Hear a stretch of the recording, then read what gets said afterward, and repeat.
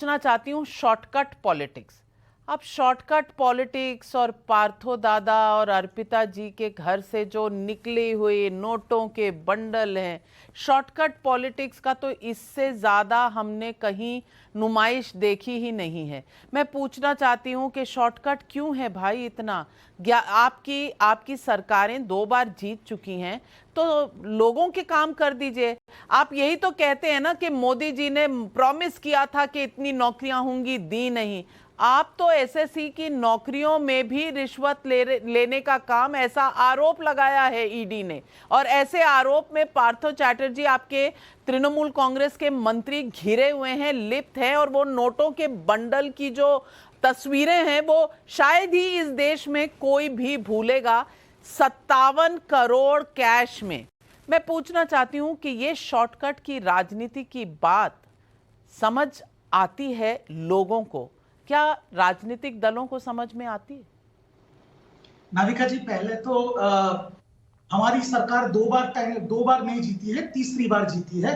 दूसरी बात, आज मोदी जी ने कहा था सबको डीपी बदलने के लिए, नीतीश कुमार जी ने सरकार ही बदल दिया, इसलिए शायद बीजेपी को बहुत मिर्ची लग गया है। बट उन्होंने जहां जहां सरकारें तोड़ने की कोशिश की है, शॉर्टकट की आप बात करते हैं, अरुणाचल प्रदेश से लेके उत्तराखंड, मध्य प्रदेश, गोवा और महाराष्ट्र, जो बीजेपी ने किया है आज उन्हीं के दवाई में उनको जवाब मिल रहा है। बात वो नहीं है मैडम, आप बात कर रहे हैं भ्रष्टाचार की। अगर भ्रष्टाचार की बात करते हैं तो ईडी और सीबीआई चार्जशीट में जिसका नाम लिखा हुआ है, जिसको वो शुभेंदु अधिकारी जो नेता प्रतिपक्ष है बंगाल में, वो गृह मंत्री की गोद में जाके बैठता है जब अमित शाह जी बंगाल में आते हैं। पहले उसको पकड़िए ना। सिर्फ विपक्ष के लोग ही चोर हैं और आपके लोग भगवा ओढ़ के संत और साधु है, ये तो सही बात नहीं है।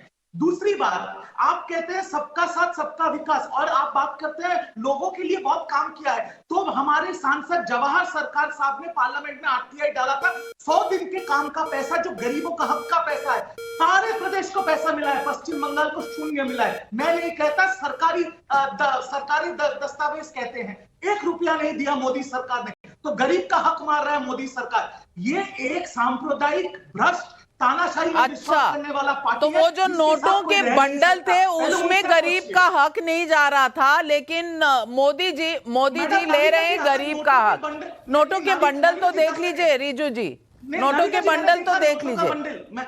मैंने नोटों का बंडल देखा, और मैं आपके चैनल में कह रहा हूं, अगर पार्थो चैटर्जी दोषी प्रमाणित होते हैं तो तृणमूल कांग्रेस ने वैसे भी पीपल्स बेनिफिट देके उनको निकाल दिया है और कानूनी कार्रवाई करेगा। मेरा 2 सवाल है बीजेपी के नाम। चलिए, बीजेपी से सवालों के जवाब लेंगे। 10 सेकंड एक क्वेश्चन सर। 60 सेकंड का फर्स्ट स्लॉट होता है। आपको पहले ही मैं 120 सेकंड दे चुकी हूँ।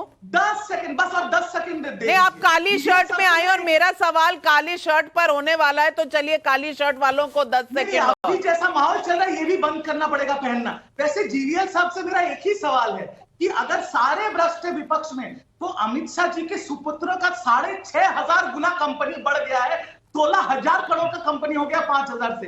वो कहां का विकास है, वो थोड़ा समझा दे मुझे। चलिए।